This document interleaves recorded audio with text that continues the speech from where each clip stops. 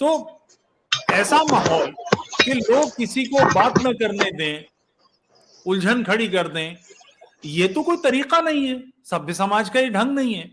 मैं इस बात से कल से तिलमिलाया हुआ हूं कि आप इन लोगों को मौका दे रहे हैं, बहुत अच्छी बात है, मगर ये कौन लोग हैं जिन्होंने ये सपना देखा है कि जिस जिंदगी में हम हैं, जिस धरती पे हमने आंखें खोली, हमारी आंखें बंद होने से पहले हम इसको उससे बेहतर करके जाएं। गुंडागर्दी, उधम, बदतमीजी, उलझने, एक दूसरे के गले काटना, क़िताल फी सबीलिल्लाह, इन सब के खिलाफ जो अपने सरों पर चिराग जला के चल रहे हैं, उन लोगों को बोलने ही नहीं देंगे आप, विच इज बेसिकली रॉन्ग। तो आज साहिल, मैंने आपका स्वागत किया, आपने ध्यान नहीं दिया, एक बार फिर प्रणाम प्रणाम। और ये बहुत आसान है साहिल के लिए और समीर के लिए कह देना कि ये बिक गए हैं और इस्लामी इन्हें आरएसएस वालों ने खरीद लिया, ये बड़ी मामूली बात है, मगर समझें ये कर क्या रहे हैं। ये आंख खोल रहे हैं आपकी, आपको फैक्ट्स दे रहे हैं, आप इनकी बातों को सुनिए, चेक कीजिए, अगर ये गलत हो तो कुछ भी कहिए, मगर अगर ये गलत ना हो तो इनसे मुत्तफिक होइए, इनके फेवर में जाइए। तो आज का जो स्ट्रीम है वो बेसिकली इस बात पर है कि कल जो आपको बोलने नहीं दिया, जो उधम मचाते रहे मुल्ला पार्टी, पूरा देवबंदी माहौल बना रखा था, वो सीढ़ियों पे जितने बैठे थे मुझे लग रहा था कि ये ईंट पत्थर न मारने लगे, 8-10 वहां गार्ड्स बुलाने पड़े, बाहर भी गार्ड खड़े थे, अंदर भी गार्ड खड़े थे। मतलब आप डिस्कस करने आए हैं और डिस्कस करने ही नहीं देंगे। तो मैं शुरुआत आपसे समीर, आपसे करूंगा कि जो बात आपको कल नहीं बोलने दी गई, उस बात को आज आप कहें कि आपके बेसिक एतराजात क्यों हैं कि आप एक्स मुस्लिम क्यों बने। सबसे पहले तो आदाब साहिल भाई को एंड प्रणाम दादा आपको। तस्लीमात। मैं खाटी उर्दू का आदमी हूँ, बिल्कुल खाटी, आपसे बढ़िया उर्दू बोलता हूँ। शुक्रिया आपका, आपने हम दोनों भाइयों को मौका दिया अपने प्लेटफॉर्म पे। आप तो प्रोग्राम में थे ही, आपने देखा, बाकी जो सारे व्यूवर्स वहाँ पे नहीं थे, जिन्होंने अभी वो डिबेट देखना बाकी है, जब वो देखेंगे तो वो खुद ही समझ जाएंगे। आप एक एक्स मुस्लिम को बुला रहे हैं, और सौरभ शर्मा जी ने वहाँ बड़ी अच्छी एक बात कही जो मुझे उनकी बड़ी अच्छी लगी। उन्होंने कहा कि यहाँ मौजूद एक एक गेस्ट और एक एक जो भी यहाँ पे ऑडियंस है, सबको पता था कि प्रोग्राम एक्चुअली क्या है, कौन लोग आने वाले हैं और किस तरह की बात होगी। तो आपको ऑफेंड होने की जरूरत ही नहीं है, क्योंकि आप सबको पता था कि आप किस तरह के प्रोग्राम में शिरकत करने जा रहे हैं। उसके बाद भी आप जो है ये कह रहे हैं अपनी बात स्टार्ट करते हुए, ठीक है आप एक्स मुस्लिम हो गए तो आप वजह बताइए कि आप किस वजह से एक्स मुस्लिम हुए हैं, आपको क्या गलत लगा। और जब हम वो चीज़ रख रहे हैं कि हमें इस्लाम में क्या प्रॉब्लम लगी, हमारे एतराज़ क्या है, तो आप बोलने नहीं देंगे। आप कहेंगे कि आप कुरान पे बात नहीं कर सकते, आप अल्लाह पे बात नहीं कर सकते, आप मोहम्मद पे बात नहीं कर सकते, इसके अलावा आपने एतराज़ बताइए कि आपने इस्लाम क्यों छोड़ा। ये वही वाली बात हो गई है कि आपके घर की जो बिजली की लाइट है वो कट गई है, कनेक्शन आपका कट गया है, लाइट आपकी चली गई है। अब आपने कंप्लेंट करना है, लेकिन आप बिजली घर में फोन नहीं कर सकते। बहुत उम्दा, बहुत उम्दा। ये वो वाली चीज हो गई। भाई इस्लाम जिसको आप इस्लाम कहते हैं वो एक्चुअली है क्या? वो अल्लाह का दिया हुआ दीन और आपके नबी का बताया हुआ तरीका है।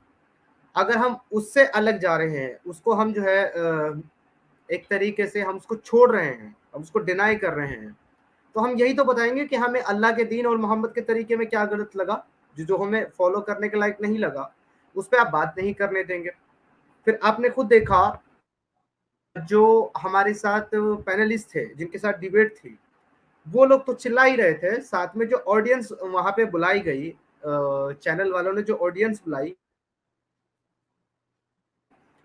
उसका रेशो मेरे ख्याल से 92 का भी नहीं है 100 में। मतलब 2 लोग भी नॉन मोमिन नहीं थे वहां पे, ऑल ओवर जो है वो मुस्लिम कम्युनिटी के लोग थे, और वो सारे उन्होंने वहां बैठाए हुए थे, और उनको पता था कि ये सारी चीजें जो है ना बहुत ज्यादा प्रॉब्लम क्रिएट हो सकती है, इसलिए उन्होंने वहां पे सिक्योरिटी बुलाई।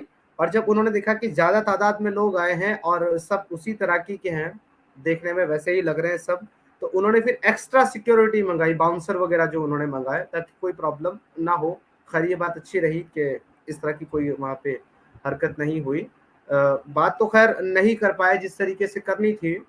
अच्छा, अब एक और चीज मजे की हुई, जब वहाँ पे आपने भी देखा, एक और मजे की चीज ये हुई कि जब हम वहाँ पे अपने एतराजात रख रहे थे, बता रहे थे एक्चुअली हम जितनी बात करते हैं, ये हमारा चैनल हो या हम दुनिया के किसी भी डिबेट में चले जाएं, हम रेफरेंस के साथ बात करते हैं, दलाइल के साथ बात करते हैं। तो हम दोनों ने, साहिल भाई ने और मैंने, अपना अपना लैपटॉप कैरी किया हुआ था ताकि हम जरूरत पड़ने पर रेफरेंस दिखा सके वहाँ पे। तो जब साहिल भाई ने अपना लैपटॉप खोला और वो रेफरेंस देने लगे, तो उनको इस बात पे भी एतराज हो, कहने लगे यार लैपटॉप में देख के क्यों बता रहे हो आप। इसी बात पे 15 मिनट हंगामा हुआ कि लैपटॉप में देख के बता रहे हैं। अरे भाई, लैपटॉप के अंदर आपका कुरान है, लैपटॉप के अंदर आपके प्यारे नबी की हदीसें हैं, आपको चूमना चाहिए इसको। आप बोल रहे हैं इसमें क्या देख रहे हैं आप। तो आपने देखा, बिना जो है दलील की बात की। और जो सो कॉल्ड मौलाना थे, मैं तो देखो उनको सो कॉल्ड मौलाना बोलूंगा, क्योंकि दादा, दुनिया का कोई भी मौलाना इस बात को डिनाई नहीं कर सकता कि जो मलकल यमीन है, यानी कि राइट हैंड पॉजेस लौंडिया हैं, उनके साथ बिना निकाह के, बिना शादी के हम बिस्तरी जायज है। आप चाहे किसी भी इंटरप्रिटेशन में चले जाइए, किसी भी आप मदरसे में चले जाइए, किसी भी फतवा आप किसी भी तरीके का ले आइए, किसी भी सेक्स से, वो यही कहेंगे कि हाँ, जो लौंडी है वो आपकी मिल्कियत है, आपकी प्रॉपर्टी है, उसके साथ जो है सेक्स मुबाशरत जायज है बिना निकाह के। मौलाना ने एक नेशनल टीवी चैनल के ऊपर, जब मैंने उनसे ये सवाल किया कि आप मुझे बताइए कि जायज है कि नहीं, उन्होंने नेशनल टीवी पे सामने से झूठ बोल दिया। मुझे बड़ा ताज्जुब हुआ। वो कह लगे नहीं नहीं जायज है। तो दादा, वहां पे उन लोगों ने जो किया सो किया, लेकिन उन लोगों ने जो जवाब दिए ना, मुझे उम्मीद यह है कि कल उनके ही मौलाना 4-5 उनको फोन करके गालियां जरूर देंगे कि तुमने वो इस्लाम बताया ही नहीं। और ऑडियंस में से भी काफी सारे उन्हीं के लोग खड़े हो गए और वो चिल्लाने लगे कि ये किन को बुला लिया आपने इनके साथ डिबेट करने के लिए, ये इनको सही से जवाब दे ही नहीं पा रहे। यानी उन्हीं के लोग उन्हीं को डिफर कर रहे थे कि ये सही से जवाब दे ही नहीं रहे हैं। तो यही हमारी सबसे बड़ी जीत है दादा। ठीक, साहिल, इस सब्जेक्ट पर, इसी पर आपका अपना वर्जन। जी, बहुत बहुत शुक्रिया तुफैल जी, सबसे पहले मौका देने के लिए। और सबसे पहली बात तो आपसे मुलाकात करके बड़ा बड़ा मजा आया या अच्छा लगा मुझे। हम सबको अच्छा लगा, क्योंकि इतने दिन से जो है वो मतलब हमारी सिर्फ बातें होती थी कभी कभार, लेकिन कल मिलने का मौका भी मिला तो बहुत अच्छा लगा। सबसे पहली बात ये। दूसरी बात कि जिस तरीके से हम अपना काम कर रहे थे और उसके बाद वो काम जो है मेन स्ट्रीम मीडिया तक पहुंच गया, ये हमारे लिए बहुत बहुत बड़ी जीत है। क्योंकि जीत है और ये एक्चुअली शुरुआत है। इस मूवमेंट को जो बूस्ट मिलना है वो अब जो है, और इसका जो असर है वो काफी ज्यादा हो जाएगा। तो ये एक बात जो है हमारे लिए बड़ी पॉजिटिव है। तीसरी चीज, आप खुद वहां पे मौजूद थे और आपने पूरा डिस्कशन जो है 2 घंटे का सुना। तो असल में मेरी राय ये है कि वो जिन पैनलिस्ट को बुलाया गया था उनको असल में नॉलेज नहीं है कुछ भी। उनको ना कुरान का नॉलेज है, ना हदीसों का नॉलेज है, ना बाकी चीजों का नॉलेज है। उनको कुछ पता नहीं है। उनके पास बस एक ही चीज है, वो जो यानी जो एक सॉफ्ट वर्जन जो है इस्लाम का, वो उनको पता है। उनको लगता है सब चीजें सही है, आप ऐसा भी रह सकते हो, आप वैसे भी रह सकते हो, ये पता है। उससे ज्यादा वो 2 जन को तो बिल्कुल नहीं पता था, डॉक्टर तस्लीम रहमानी साहब को और जफर सरेशवाला जी को, ये 2 को तो बिल्कुल पता नहीं था। और मुझे जहां तक लगता है कि जो अतर हुसैन दहलवी साहब थे, मौलाना अतर हुसैन दहलवी, उनको पता तो होगा, लेकिन पता होने के बावजूद उनके लिए मसला ये था कि वो उसको मान नहीं सकते थे, वरना जो दूसरा साइड है जिसको हम पेश करते हैं वो लोगों में साबित हो जाता। तो ये चीज तो कुछ मेरे ऑब्जर्वेशन थे। इसके बाद आप देखिए कि जब शो स्टार्ट होने से पहले ही, और बल्कि शो जब स्टार्ट हो गया था तभी भी जो जफर सरेशवाला जी है उन्होंने साफ साफ सरेंडर कर दिया था। उन्होंने कहा था कि यार देखिए, मैं वर्सेस में नहीं जाऊंगा, मैं ये कभी नहीं करता हूँ। मुझे इनवाइट किया गया है, इसीलिए मैं आया हूँ। मुझे आपको ना कन्वर्ट करना है ना रिकन्वर्ट करना है, आपको जैसे रहना है आप रहिए। तो उन्होंने पहले ही सरेंडर कर दिया था। और उसके बाद आप देखिए कि जो जब डिस्कशन हमारा चल रहा था, तो वहां पे जब हमने कुरान की आयत पेश की और हदीस पेश करने की कोशिश की, तो जो मौलाना अतहर हुसैन देहलवी साहब है और डॉक्टर तस्लीम रहमानी साहब है, ये दोनों एकदम भड़क गए, ये लोग गुस्से में आ गए और कहने लगे कि हम जो है, हमें ना कुरान सुनना है ना हदीस सुनना है आपसे। यार, जब एंकर आपको कह रहा है कि इनका एतराज इस्लाम पर है और कुरान पर है, हदीसों पे है, क्योंकि जो बुनियादी सोर्स है इस्लाम का वो कुरान और अहादीस ही है। जब एतराज कुरान और अहादीस पे है और आप अगर ये कहोगे कि हमको कुरान सुनना ही नहीं है, हम कुरान के खिलाफ एक बात नहीं करोगे, तो आप आए क्यों थे उधर डिस्कशन में? आपको आना ही नहीं चाहिए था। और अगर आप आए हैं, और उसके अलावा तुफैल जी, ये तीनों लोग कह रहे थे कि आपको अपनी बात रखने की पूरी आजादी है, आपको पूरा हक है और ये आपकी मर्जी है। पता है ना आपको, इन्होंने ये चीज कही है लाइव में कि आपको पूरा हक है, आपको जैसे जीना है आप जी सकते हो। जब आप ये कह रहे हो कि आपको पूरी आजादी है अपनी बात रखने की, आपको पूरा हक है, तो इनकी सोच देखिए कि इसके बोलने के बावजूद ये हमारी बातें सुनना नहीं चाह रहे थे। बिल आखिर ऐसा हुआ कि ये इतने भड़क गए ये दोनों। जफर सरस वाला जो है वो इतना तो नहीं गुस्से में आए, वो नॉर्मली थे, लेकिन जो डॉक्टर तस्लीम रहमानी साहब है और मौलाना अतहर देहलवी है, ये इतना गुस्सा हो गए, इतना गुस्सा हो गए। और लोग जब देखेंगे तब उनको पता चलेगा कि ये बिल्कुल बेकाबू हो गए, ना एंकर के बस में थे, या ये लोग ना किसी के बस में। बस इनका यही कहना था कि ये जो है इस्लामोफोब फैला रहे हैं और इंडिया टीवी को जो है वो बाइकआउट करना चाहिए, हम ये करेंगे, खंडन करेंगे। और इसके साथ साथ जो ऑडियंस थी, वो भी, उनमें भी ऐसे लोग थे जो बिल्कुल सुनने के लिए राजी ही नहीं थे। और हम यही दिखाना चाह रहे थे कि भाई देखिए, आप लोग की सोच जो है वो काफी, उसका दायरा जो है ना वो काफी छोटा है। और यही सबसे बड़ा प्रॉब्लम हमें मुसलमानों में लगता है कि जब वो इस्लाम को फॉलो करते हैं, उनकी जो सोच है ना, जैसा वो तुफैल जी, वो घोड़ा नहीं होता है शादी का घोड़ा, उसको देखिए इस तरीके से वो उसकी आंख ढक दी जाती है, कनौतियां बांधी जाती हैं, हाँ, उनको तो वो कनौती कहते हैं। उसको आसपास क्या है वो उसको दिखता ही नहीं है, ना देखना चाहता है। वो देखना भी चाहता हुआ तो वो ढाक दिया जाता है। उस तरीके से जो इस्लाम फॉलो करता है, उसकी सोच जो है ना वो काफी नैरो हो जाती है। अब हमारा काम ये है, हमारी कोशिश ये है कि ये सोच का जो इनका दायरा है ना थोड़ा वसी किया जाए, ताकि वो बातें सुने भी, समझे भी, और उसके बाद सही को सही भी कहे, गलत को गलत भी कहे। जब आप ये कह देंगे कि हमको सुनना ही नहीं है, तो अब यार एक इंसान फिर कुछ भी नहीं कर सकता इनके लिए। अगर एक इंसान ये कहे कि भाई गलती है, अगर आप गलती साबित कर दोगे तो भी मैं इसको गलत नहीं मानूंगा। सोचिए, उसका वो तो जहन बंद करके बैठा है।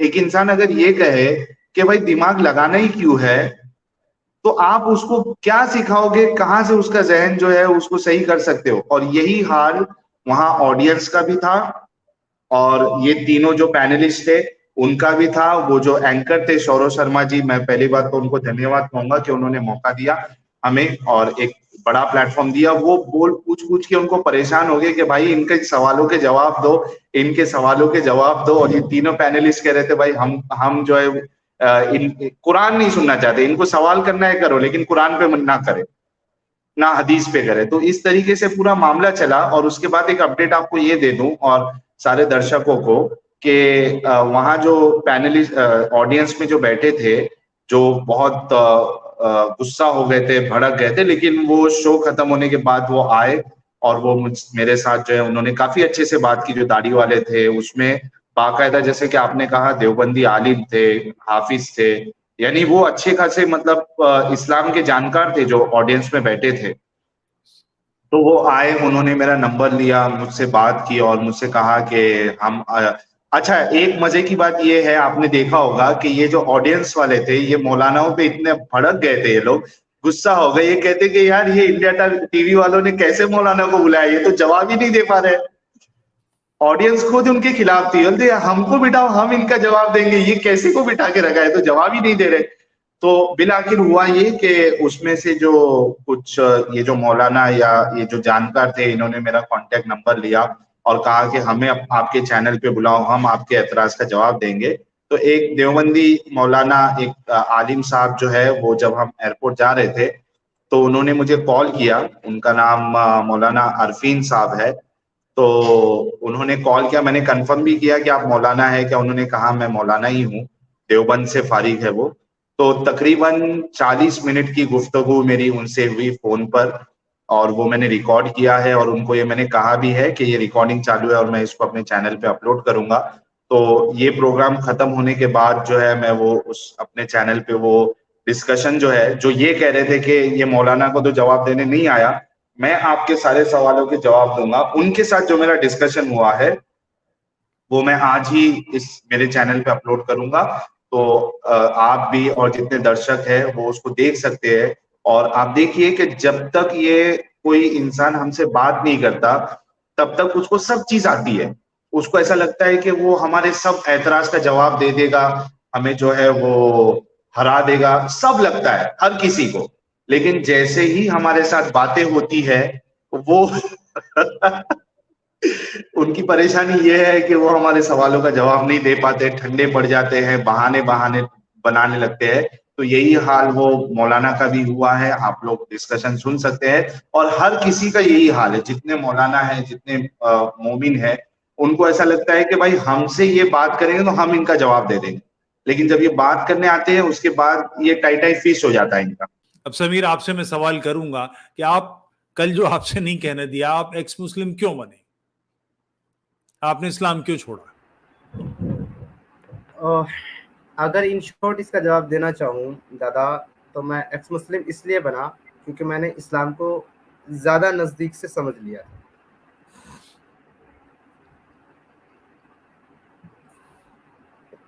कुछ फैक्ट्स दीजिए। जैसे कि काफ़ी सारी ऐसी चीज़ें हैं और बहुत सारे टॉपिक पे बात की जा सकती है, काफ़ी सारे एक्स मुस्लिम करते भी हैं, बट जो मेन मेरे लिए जो मेन हुज्जत है इस्लाम को छोड़ने की, वो ये है कि दुनिया के अंदर अगर आप ये बिलीव करते हैं कि कोई एक खालिक है जिसने सबको बनाया है और उसी ने सबको बनाया, वही सबका मालिक है, तो ऐसी सिचुएशन में उसके लिए कंपलसरी है, उस खालिक के लिए, कि वो किसी में भी भेदभाव या फिर किसी में भी वो ऊंच नीच ना करे, दोहराए ना करे, सबको बराबर वो चाहे और बिना इस बात को सामने रखे उनको चाहे, उनको प्यार दे कि उनका बिलीव क्या है। इवन अगर वो उसको मानते भी हैं तब भी और नहीं मानते तब भी, आखिर वो उसकी खलीकियत है। हमारे जो छोटे छोटे से बच्चे होते हैं, अगर वो हमको किसी वजह से नादानी में या प्यार में अगर वो हमको चाटा मार दे तो पलट के हम उनको चाटा तो नहीं मारते, क्योंकि हमें मालूम है कि नादान है, वो हमारे बच्चे हैं। उसी तरह से अगर एक सुपर पावर है, कोई सुप्रीम बीइंग है, तो हम उसके बच्चे हैं।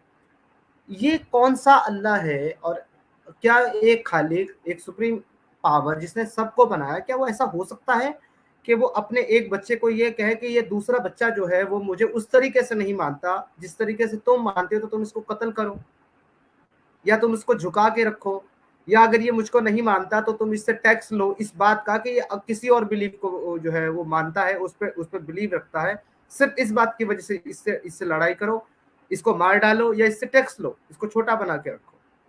और जो लोग उस तरीके से नहीं मानते जिस तरीके से मैं मानता हूँ, सिर्फ इस वजह से उनके घरों पे हमला करके उनकी माओ को, बहनों को, बेटियों को, बच्चियों को तुम गुलाम बना लो, उनसे अब अपनी जो है ना जो डिजायर है वो पूरी करो, उनको इस्तेमाल करो किसी प्रॉपर्टी, किसी सामान की तरह, और फिर मार्केट साफ में कहिए, डिजायर नहीं, सेक्सुअल डिजायर साफ कहिए, इसमें छिपाने की कोई बात नहीं है। जी जी हाँ, तो वही, तो सेक्सुअल डिजायर पूरी करके और फिर उससे भी तुम्हारा मन नहीं भरता है, तो वो तुम्हारे लिए पूरी तरीके से कोई सामान और कोई प्रॉपर्टी है, उसको उठाओ, पकड़ो, मार्केट में ले जाकर के बेच दो। इसके कोई रेफरेंस देंगे? बहुत सारे रेफरेंसेस हैं, कई सारी ऑथेंटिक अहादीस हैं जिसमें रसूलुल्लाह से ये पूछा गया। रसूलुल्लाह ने भी कभी जो है डिनाई नहीं किया, खुद उन्होंने भी जो है बांदियाँ रखी हैं, लौंडियाँ रखी हैं। उनसे पूछा गया कि हमारे पास कुछ खूबसूरत बांदियाँ हैं, हम चाहते हैं कि उनके साथ मुबाशरत करें, बच्चे पैदा करें, लेकिन हमको ये डर है, ये खतरा है कि अगर ये प्रेग्नेंट हो गई तो फिर इनकी कीमतें जो है वो आधी हो जाएंगी। तो यहाँ दोनों बातें साबित हो जाती है कि उनके साथ सेक्स भी किया जा रहा था और उनको मार्केट में बेचा भी जा रहा था। रेफरेंस बता सकेंगे, नंबर हदीस का? वो मुझे निकालना पड़ेगा, अभी ऐसे एक्चुअली इतनी सारी हदीसें याद नहीं रहते। साहिल भाई को याद हो तो मैं शायद दे रहा हूँ, 1 मिनट, मैं स्क्रीन भी शेयर कर देता हूँ, मुझे थोड़ा वक्त दीजिए जी। अच्छा, और इसके अलावा जो मैंने आपको बताया है, कुरान कई जगह कहता है कि 9:29 में कहता है कि उन लोगों से लड़ो, जंग करो उन लोगों से। सूरह तौबा की आयत नंबर 29 में है कि उन लोगों से जंग करो जो अल्लाह और आखिरी दिन पर ईमान नहीं रखते, जब तक कि वो जो है ईमान ना ले आए, रिपेंट ना कर ले, या तो फिर जो है वो छोटे बनकर तुम्हारे सामने जो है ना खुद को झुका कर ना रहें और जजिया अता ना करें। बार बार जो है ऐसी टीचिंग्स देता है। तो ये कोई खालिक कायनात या कोई सुप्रीम पावर हो ही नहीं सकता जिसने सबको बनाया है। साहिल आपने निकाला? हाँ, मेरा स्क्रीन शेयर कर दीजिए आप।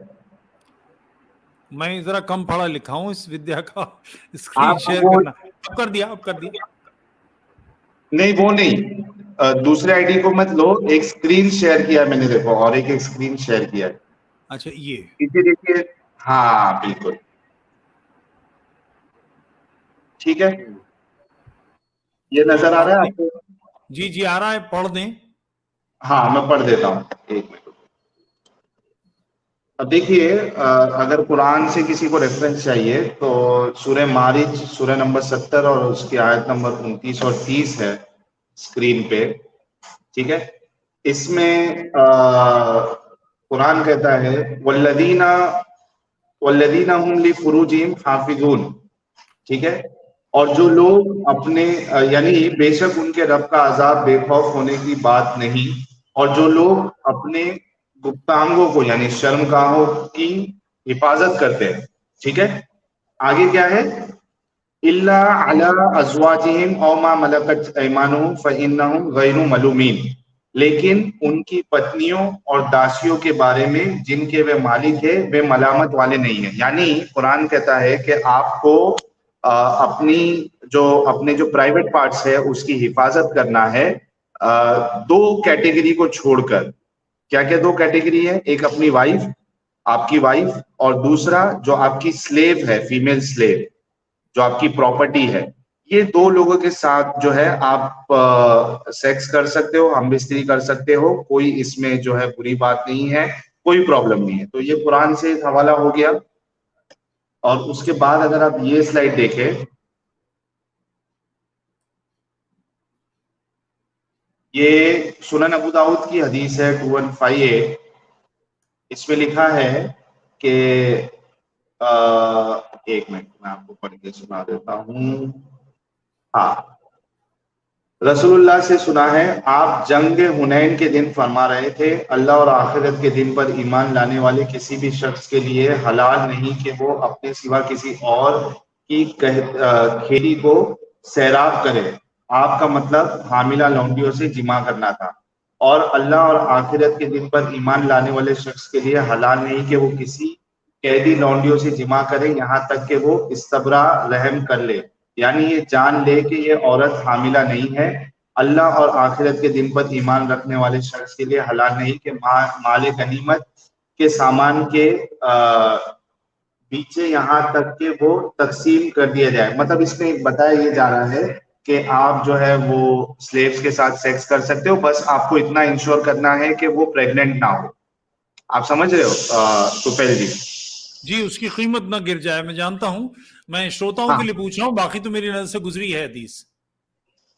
जी हाँ, एक तो वो तो एक दूसरी जगह से पता चलता है कि वो लोग जो है वो बच्चा पैदा इसलिए नहीं करना चाहते थे ताकि उनका जो है मार्केट वैल्यू कम ना हो जाए। लेकिन ये है कि जब वो स्लेव्स बांटा जाता था, बस उनको इतना इंश्योर करना रहता था कि वो पहले से प्रेग्नेंट ना हो। अगर वो प्रेग्नेंट है तो उसके साथ जो है वो सेक्स अलाउड नहीं है। अगर प्रेग्नेंट है नहीं है, वो जो वेटिंग पीरियड है वो पूरा हो जाए, उसके बाद आप उसके साथ सेक्स कर सकते हो, वो भी विदाउट मैरिज। उसके बाद आप देखिए सही बुखारी की हदीस है 2229। इसमें लिखा हुआ है कि नबी करीम सल्लल्लाहु अलैहि वसल्लम की खिदमत में हाजिर थे एक अंसारी सहाबी ने नबी करीम सल्लल्लाहु अलैहि वसल्लम से पूछा कि या रसूल अल्लाह, लड़ाई में हम लौंडियों के पास जिमा के लिए जाते हैं, हमारा इरादा इन्हें बेचने का भी होता है। देखिए अब बात पे गौर करिए, क्या कह रहे वो लोग कि हम लड़ाई में जब जाते हैं तो हम लौंडियों के पास जो है वो हम इस्त्री करने जाते हैं, सेक्स करने जाते हैं, तो हमारा इरादा उनको बेचने का भी होता है। तो आप अजल कर लेने के मुतालिक क्या फरमाते हैं? आपने फरमाया अच्छा तुम लोग ऐसा करते हो। अजल कोइटस इंटरप्टस को कहते हैं, यानी आप जो है जब सेक्सुअल इंटरकोर्स करते हो तो आप जो फीमेल की जो वजाइना है उसके अंदर आप इजैकुलेट नहीं करते हो, ठीक है? जो आपका सीमेन है वो आप अंदर इजैकुलेट नहीं करोगे, आप उसको जो है बाहर इजैकुलेट करोगे ताकि प्रेगनेंसी ना हो। मेरी बात समझ में आ रही है ना कुशल जी? पूरी तरह से। हाँ, तो ये लोग जो है इस तरीके से आप सोचिए उनके पास भी ये मतलब आज के कई सारे लोगों को ये टेक्निक पता नहीं होती है कोइटस इंटरप्टस की। वो लोगों को बेचारे को जो है निरोध का इस्तेमाल करना पड़ रहा है, कभी वो पिल्स खानी पड़ रही है, कॉन्ट्रासेप्टिव्स लेना पड़ रहा है। वो इतने इस मामले में इतने स्मार्ट थे कि उनको ये टेक्निक पता थी कि यार अंदर इजैकुलेशन नहीं करना है ताकि प्रेगनेंसी ना हो जाए। तो जब अल्लाह के रसूल के पास आके कहा कि हमको बेचना भी होता है और हम जो है वो इसके लिए अजल करते हैं, यानी अंदर जो है वो इजैकुलेशन नहीं करते हैं, तो अल्लाह के रसूल कहते हैं कि अगर तुम ऐसा ना करो फिर भी कोई हर्ज नहीं। मतलब अगर आप जो कोइटस इंटरप्टस है वो अगर नहीं भी करो तो भी कोई प्रॉब्लम नहीं है, इसलिए कि जिस रूह की भी पैदाइश अल्लाह ताला ने किस्मत में लिख दी है वो पैदा होकर ही रहेगा। अब आप सोचिए इसमें कि ये कितनी बेवकूफी वाली बात है, और मुझे कोई ये चीज टेस्ट करके बता दे। अल्लाह के रसूल कह रहे हैं कि आप कोइटस इंटरप्टस करो या ना करो, अगर अल्लाह ने लिख दिया है तो वो बच्चा जो है पैदा होना ही होना है। आप मुझे बताइए कि अल्लाह ने किस्मत में अगर बच्चा लिखा है और आप जो है कोइटस इंटरप्टस करते हो या आप निरोध का इस्तेमाल करते हो या आप कॉन्ट्रासेप्टिव पिल्स लेते हो, आप मुझे बताइए क्या बच्चा होना पॉसिबल है? ना जानकार गैर जानकार लोग हैं जो ऐसी बात कह रहे हैं। जाहिर है कि अब तो बहुत आसान हो गया है ये सब, पहले मुश्किल था। नहीं, मेरा सवाल नहीं समझे आप जी।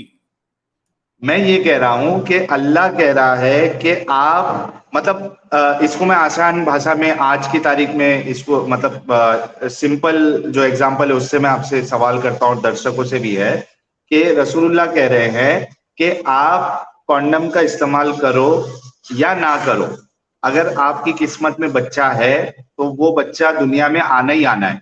तो मेरा सवाल आपसे ये है कि अल्लाह ने अगर बच्चा नसीब में लिखा है लेकिन आप कॉन्डम का इस्तेमाल कर रहे हो तो क्या बच्चा होगा कॉन्डम के इस्तेमाल करने के बाद? ये मैंने यही बात कही कि ये उस जमाने के लोग हैं जिन्हें इसकी समझ नहीं थी कि बर्थ कंट्रोल क्या होता है, कैसे हो सकता है। ये बहुत चाइल्डिश बात है।